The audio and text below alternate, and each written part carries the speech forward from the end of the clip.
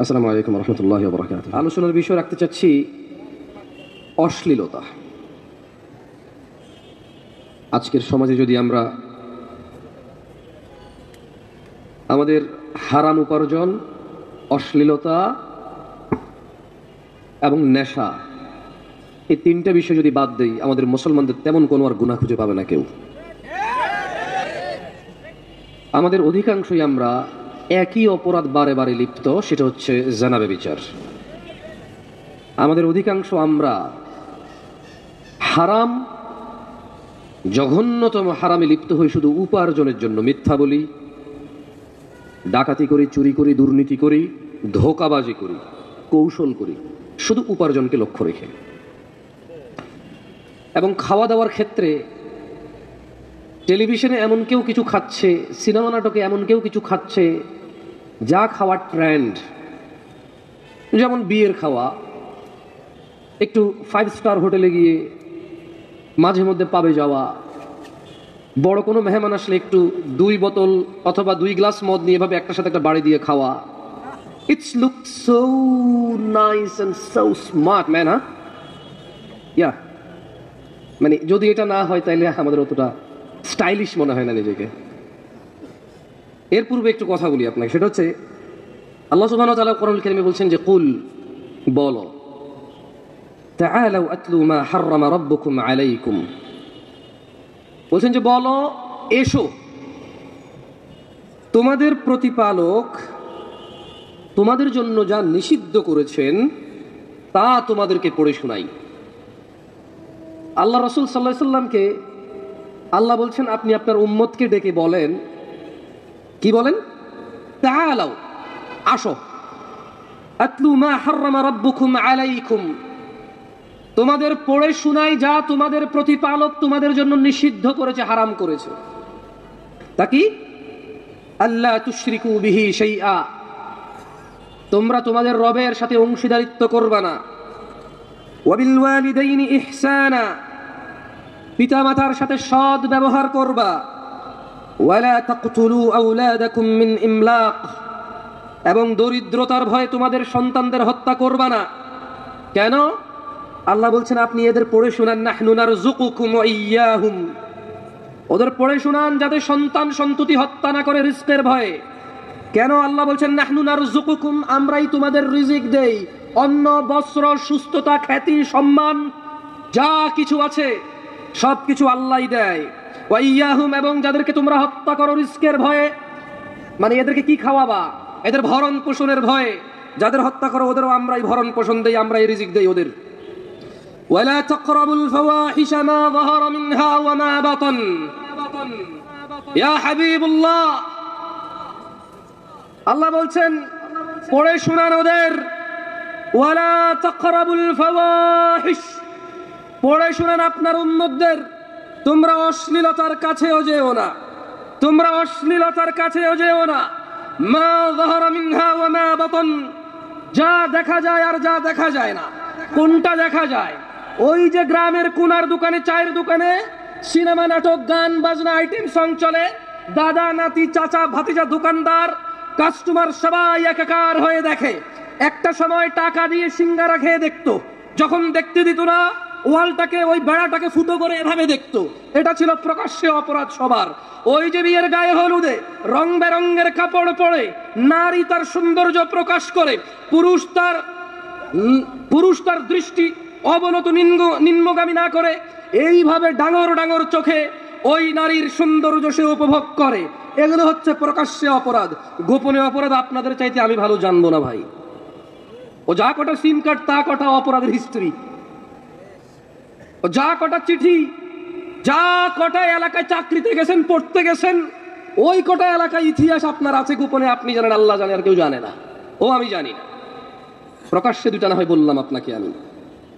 ইনি সুবহানাহু ওয়া তাআলা বলছেন যালিকুম ওয়াসাকুম, আল্লাহর সাথে শিরিক, আল্লাহর সাথে শিরিক, বাবা মায়ের সাথে সৎ ব্যবহার, সন্তানদেরকে রিজিকের ভয়ে, সন্তানদেরকে রিজিকের ভয়ে, জিনার কাছে, জিনার কাছে, অশ্লীলতার কাছে, নোংরামোর কাছে বর্বরতার কাছে, বন্যতার কাছে যেও না। এগুলো কে বলছেন?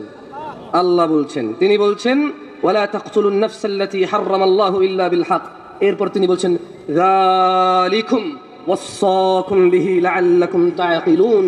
এগুলো হচ্ছে আল্লাহর পক্ষ থেকে তোমাদের জন্য নির্দেশনা, যাতে তোমরা চিন্তা ভাবনা করে কাজ করতে পারো।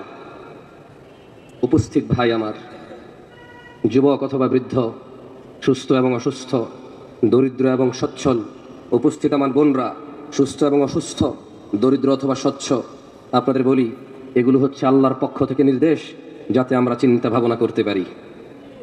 আমি অশ্লীলতায় ফিরে আসবো ইনশাআল্লাহ। আমি আমার বক্তব্য অশ্লীলতায় নিয়ে দিব ইনশাআল্লাহ। আমি জানি আপনারা আমার চেয়ে কম জানেন না, আস্থা রাখেন।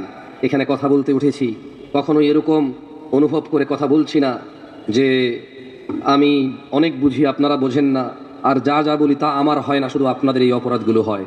বক্তা এবং শ্রোতা উভয়ের সংশোধনের উদ্দেশ্যে বলছি, সব বক্তার সংশোধনের জন্য আমি বলছি না। আজকের বক্তা আমি আপনাদের বক্তব্য দিচ্ছি, যাতে আমি ভয় করি আল্লাহকে, যে আমি আপনাকে নিষেধ করেছি যে কাজ, সে কাজ আমি কিভাবে করি। যখন তিনি সুবহানাহু ওয়া তাআলা বলে যে তোমরা এমন কিছু মানুষকে নিষেধ করো অথচ তোমরা নিজেরাই করো, এটা আল্লাহর কাছে সবচেয়ে অপছন্দনীয় কাজ। আমি চাই ওই আয়াত আমাকে থামাক যখন আমি আপনাকে নসিহত করি, যাতে এই নসিহত আমাকে থামায় আমার অপরাধ থেকে। আর দেখেন আপনার কোনো কাজে আসে কিনা। আমি তো কোনো মাদ্রাসার ছাত্র না, কোনো স্কুলের ছাত্র না, কলেজ ইউনিভার্সিটির চোখে আমি দেখিনি। একবার গেছি, আমার এক খালাতো সম্বন্ধী নিয়ে গেছে, দেখার পরে ঢুকার পরে যেমনি সবাই বসে আছে, আমি বললাম ভাই বের হবো ভাই। আমি বললাম যে না, এখানে আর থাকা যাচ্ছে না, ভাল লাগছে না। তা আমার মনে হয় 2 মিনিট টিকি নাই আমি। হয়তো কলেজ ইউনিভার্সিটি স্কুলের ভিতরের পরিস্থিতি হয়তো ভালো, তবে বাহিরে খুব একটা ভালো লাগেনি আমার ভালো না লাগা যে একবারে খারাপ তা না, আপনার কাছে ভালো লাগতেও পারে। শুনেন, কয়টা পর্যন্ত টাইম পাবো ভাই? 30 মিনিট বলছেন, আমি কয়টায় উঠছি ভুলে গেছি, টেনশন কাজ করতেছে। 10:05, জাযাকাল্লাহ খাইর। 15 মিনিট অনেক সময়, মাশাআল্লাহ। বলেন তো এই পৃথিবীতে 1 সেকেন্ড কেউ কিনতে পারবে? 15 মিনিট অনেক সময় না? বলেন তো একটা হাদিস মানুষের জীবন পরিবর্তনের জন্য যথেষ্ট কিনা? একটা আয়াত যথেষ্ট কিনা জান্নাতের জন্য? তো তাইলে 15 মিনিট অনেক সময়। খায়র ইনশাআল্লাহ। কথা বলছিলাম অশ্লীলতা নিয়ে। কেউ মাইন্ড করিয়েন না, এটা একটু বিব্রত হই অনেক সময়। উঠাইলে কি হাঁটা শুরু করে, আর ভালো লাগে না। তাহলে যাদের বয়স 30-এর কম তারা একটু উঠে দাঁড়ান তো, সবাই উঠিয়েন না, যাদের 30-এর কম উঠে দাঁড়ান। আসসালাম, তাকবীর তাকবীর তাকবীর, লা ইলাহা ইল্লাল্লাহ, লা ইলাহা ইল্লাল্লাহ, লা ইলাহা ইল্লাল্লাহ, লা ইলাহা ইল্লাল্লাহ। শোনো ভাই, সরি, ওই শোনো টুনো বললে অনেকে বলো যে কি বেয়াদব তুমি করে বলছো সবাই, কেন বড়রা নাই? যারা বড় আছেন আপনারা হচ্ছেন আপনি, আর যারা তোমরা আছো তোমরা। ওকে, বেশিরভাগ তোমাদের বলবো, বড়দের বেশি বলবো না। পরে বড়রা বলবো যে আমি দুনিয়াতে আগে আসি, তুই আগে আসিস বেটা, তোর থেকে কম বুঝি। হ্যাঁ, বয়সের একটা শিক্ষা আছে না। আঙ্কেল আমি হার মানছি আপনার কাছে, তোমরা ঠিক আছে তো যাও, তোমাদের বলি। আঙ্কেল আপনাদেরও মাঝে মাঝে বলবো। আচ্ছা যাই, কি করবো এখন? তুমি অনেক সময় ভাষাগত দিক থেকে অনেক বক্তাই তুমি বলে, এখন অনেকে মাইন্ড করে। আপনাদেরকে যদি ছোট করার হইতো তাহলে তুমি করে ছোট করতো না, বক্তারা ভিন্নভাবে হয়তো বলতো। আউযু বিল্লাহি মিনাশ শাইতানির রাজিম। আল্লাহ সুবহানাহু ওয়া তাআলা বলছেন, কুল ইয়া রাসূলুল্লাহ, আপনাদের বলে দিন, ইন্নামা হাররামা রাব্বিয়াল ফাওয়াহিশ, আমার রব হারাম করেছে অশ্লীলতা। কি হারাম করেছে? কে হারাম করেছে? সবাই তো আমার সঙ্গে বলেন কেমন? কি হারাম করেছে? কে হারাম করেছে? এটা চূড়ান্ত কিনা? আল্লাহর কথার উপরে কারো কথা আছে? সেম কথাই বলছে যে মা যাহারা মিনহা ওয়া মা বাতান। অশ্লীলতা যেটা গোপনে হয় অথবা প্রকাশ্যে হয়, এটা কে হারাম করেছে? আল্লাহ হারাম করেছে। আমরা আজকে যদি আমাদের অশ্লীলতাকে বাদ দিই, আমাদের কি খুব বেশি একটা অপরাধ আছে? ওই 16 বছরের বাচ্চার কি এমন অপরাধ বলতে পারেন আমাকে? ও মদ খায় না, ও ব্যবসা বাণিজ্য চাকরি করে না যে মিথ্যা কথা বলতে হবে, ওর সেই ক্ষমতা হয়নি যে সে ঘুষ খাবে, সুদ খাবে। আমাকে আপনি বলতে পারেন 16 বছরের 18 বছরের এই ছেলেটা, আমাকে বলতে পারেন 25 বছরের আমার এই বেকার যুবক ভাই, অথবা মাত্র সদ্য চাকরিতে জয়েন করেছে, একেবারে একটা কোম্পানির নিম্ন শ্রেণী, তার ক্ষমতা নাই এখানে সে অবৈধ কিছু করবে। আর ভাই সব চাকরি তো সরকারি নেই, দেশে সব মানুষ সরকারি চাকরি করে, যে সবার ক্ষমতা আছে অন্যায় অপরাধ করে টাকা উপার্জন করার। এই আমার ভাইটার, ওই যে ক্লাস 7-8 আমার বোন, ওই যে ক্লাস 10 এর আমার বোন, ইন্টার ফার্স্ট ইয়ারের আমার বোন, আপনি বলতে পারেন অশ্লীলতা বাদ দিল অন্যায়টা কি বলতে পারেন? আমাকে বলতে পারেন ও যদি বোরখা পরে, আমাকে বলতে পারেন ও যদি জানা না করে, আমাকে বলতে পারেন ও যদি গান বাজনা নিজেকে মত্ত না করে, নাচ গানে মেতে না থাকে, আমাকে ওর দুইটা দোষ, ওর দুইটা দোষ আমাকে বলেন তো আপনি ভাই, দুইটা দোষ বলেন আমাকে। আছে হয়তো, কষ্ট হবে বলতে, আছে হয়তো কষ্ট হবে বলতে।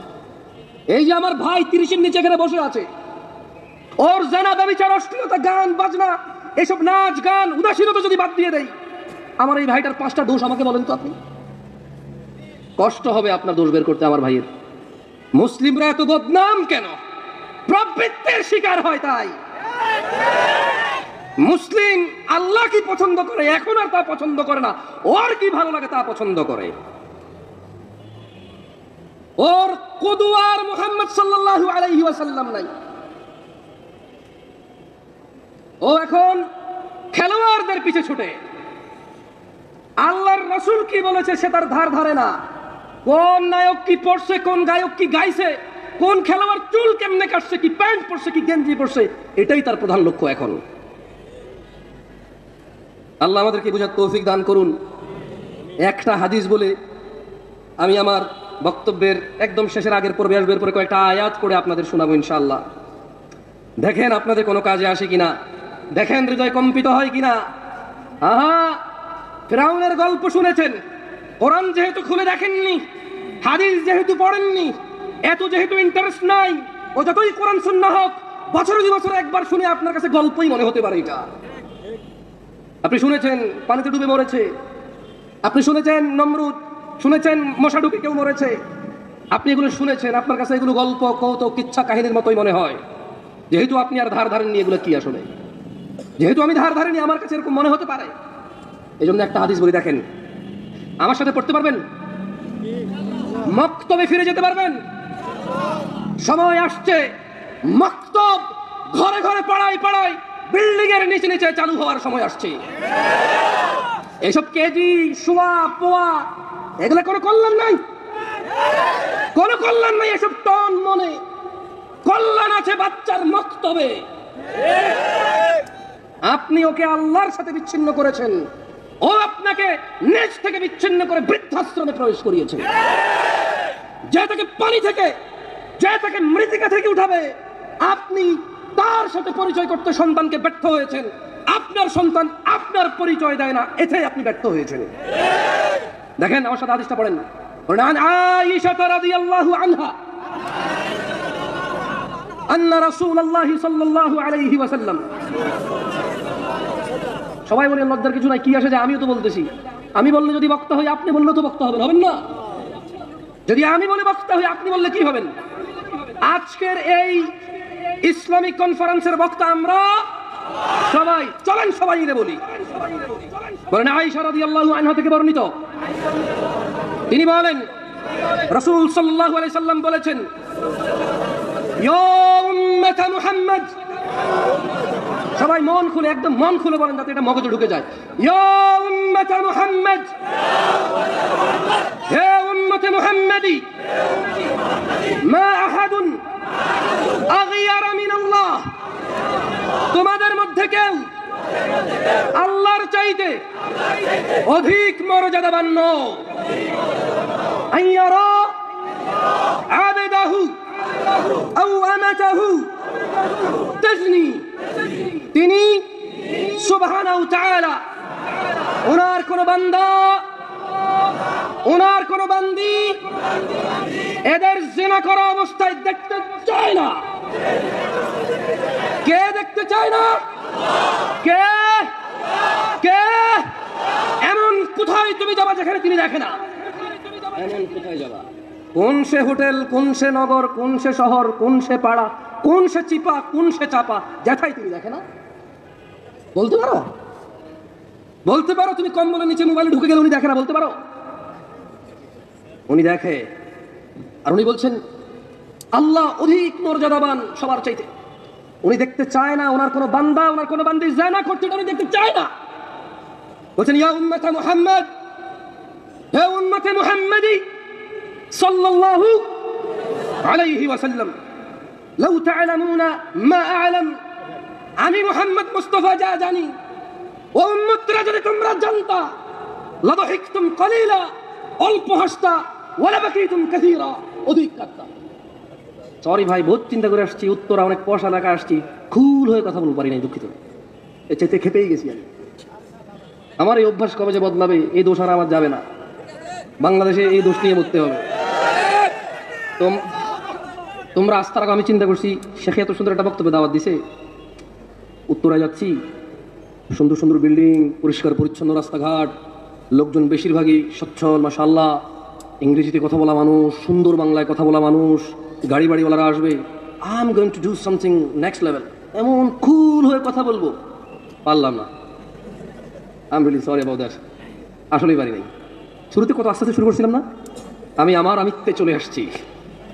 আল্লাহ আমাকে আশ্রয় দিক। যাই হোক, আমাদেরকে জানা করার অবস্থা কে দেখতে চায় না? আল্লাহর নবী যা জানতো, আমরা যদি তা জানতাম, তাহলে আমরা কি কাঁদতাম বেশি না হাসতাম বেশি? সময় এসে গেছে ভালো হয়ে যাওয়ার, সময় এসে গেছে আমার বক্তব্য শেষ করার। আর 5 মিনিট যাই কোরআন তেলাওয়াত করে শেষ করে দেবেন ইনশাআল্লাহ, লাভ নাই। আউযু বিল্লাহি মিনাশ শাইতানির রাজীম। প্যান্ডেলে যে বোনরা আছেন, আই এম রিয়েলি সরি, আমার কাছে মহিলার আর পুরুষের আলাদা ওয়াজ নাই। হায়েজ নিফাস নিয়ে হলে আলাদা করা যায়, বাপের সম্পত্তির ভাগ হলে একটু আলাদা করা যায়। হিজাব কে কতটুকু ঢাকবে, পুরুষ কতটুকু ঢাকবে, মহিলা কতটুকু ঢাকবে, পুরুষ কতটুকু ঢাকা জরুরি, মহিলা কতটুকু ঢাকা জরুরি, মানে এই পর্দার বিষয়টা আসলে একটু আলাদা করা যায়। এছাড়া সালাত, যাকাত, এই নেশা, জুয়া, মদ, গুনাহ, এগুলো তো তেমন আলাদা করা যায় না। এগুলো পুরুষ মহিলা সবার ওয়াজ। আমি দুঃখিত যদি আপনার জন্য আলাদা কোনো ওয়াজ না করতে পারিনি। জেনা পুরুষ মহিলা সবার জন্য কি হারাম। আল্লাহ সুবহানাহু ওয়া তাআলা কোরআন কারীমে বলছে, একটু মনোযোগ দিয়ে শুনবেন কেমন কোরআন। আর কে বলছে ওইদিকে যায়েন না, কে পড়ছে ওইদিকে যায়েন না, কার কথা পড়া হচ্ছে, কার বিষয় বলা হচ্ছে, ওইদিকে যান, দেখবেন ভালো লাগবে ইনশাআল্লাহ। আউযু বিল্লাহি মিনাশ শাইতানির রাজীম। ولو أن أهل القرى آمنوا واتقوا لفتحنا عليهم بركات من السماء والأرض ولكن كذبوا فأخذناهم بما كانوا يكسبون। কাদের কাদের রিজিক লাগবে, রিস্ক লাগবে, तभी तो दूसरा शादी हो पाएगा भाई, तभी तो पहला हो पाएगा।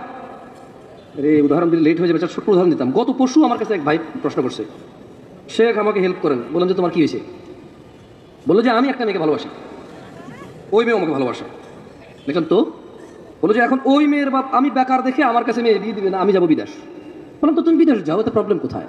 বলে যে আমি বিদেশ গেলে মেয়ের বাপ মেয়েকে বিয়ে দিয়ে দিবে। আমি বললাম তার মেয়ে, সে বিয়ে দিবে না, তো তোমার কি? তুমি বিদেশ যাও, অ্যাক্সিডেন্ট হয়ে মারা যাও, এতে ওর কি? ইন্না লিল্লাহি ওয়া ইন্না ইলাইহি রাজিউন ছাড়া আর কি বলবে মুসলমান ছাড়া? একটা মুসলমান মারা গেলে কি বলে? একটা মুসলমান অসহায় থাকলে একটা মুসলমান প্রয়োজনে 2 টাকা দান করে বলে ওহ আফসোস, আল্লাহকে বরকত দিক। আমি বললাম ওর মেয়ে, ও বিয়ে দিবে না, তোমার কি? আর তুমি বিদেশ যাবা না, বেকার তুমি বেকার কেন? তোমাকে কাজ করা কি নিষেধ বাংলাদেশে?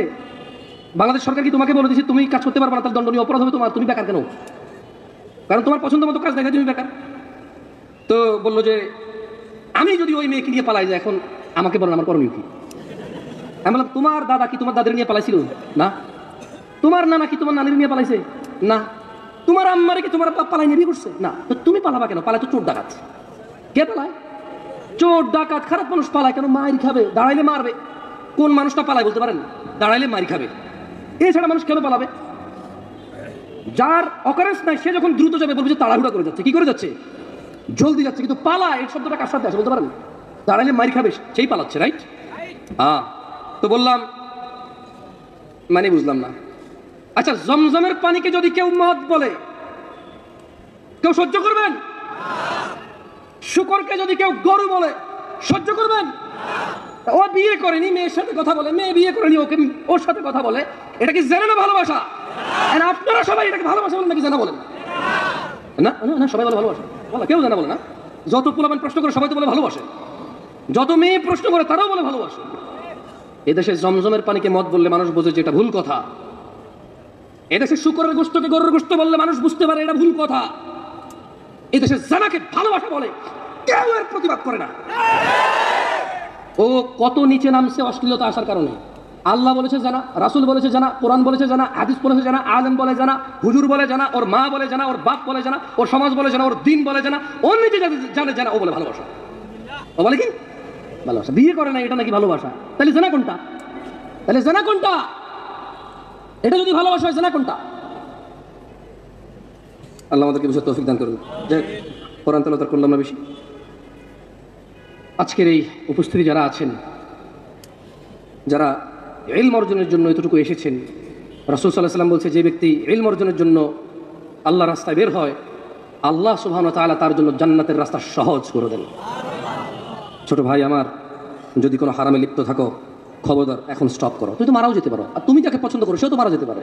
তুমি বিয়ে করলে মেয়ের ভাগায় নিয়ে যায়, অথবা তুমি হারামে লিপ্ত আছো, এটা একসাথে মারা যেতে পারে না? তো ফিরে আনতে পারবা? ফিরে আনতে পারবা মৃতকে? কেন এমন করছো তাহলে? এগুলা বন্ধ করো। আমি তোমাকে বন্ধ করাতে পারবো না, এতটুকু আস্থা রাখো, তোমার পূর্বে কোনো অশ্লীল মানুষ সফল হয়নি, তুমি আর তোমার পরে কেউ সফল হতে পারবে না। যা হয়েছে হয়েছে, আল্লাহর কাছে ফিরে আসো, ঈমান আনো, ভালো কাজ করো, পূর্বের সমস্ত গুনার জন্য অনুতপ্ত হও, তোমার সমস্ত গুনাহকে আল্লাহ নেকিতে পরিবর্তন করে দেবে। এটাই সূরা ফুরকানে আল্লাহ বলেছেন, আকুলু কওলি হাযা ওয়াস্তাগফিরুল্লাহ লি ওয়া লিসাইরিল মুমিনিনা ওয়াল মুমিনাত ফাস্তাগফিরু ইন্নাহু হুয়াল গফুরুর রহিম। আমি আল্লাহর কাছে নিজের জন্য ক্ষমা চাই, মুমিন মুমিনাত সবার জন্য আল্লাহর কাছে ক্ষমা চাই। আপনারাও আল্লাহর কাছে নিজের জন্য ক্ষমা চান, আমার জন্য ক্ষমা প্রার্থনা করেন আল্লাহর কাছে। সুবহানাকাল্লাহুম্মা বিহামদিকা আশহাদু আল্লা ইলাহা ইল্লা আনতা আস্তাগফিরুকা ওয়া আতুবু ইলাইক। আসসালামু আলাইকুম ওয়া রাহমাতুল্লাহি ওয়া বারাকাতুহু।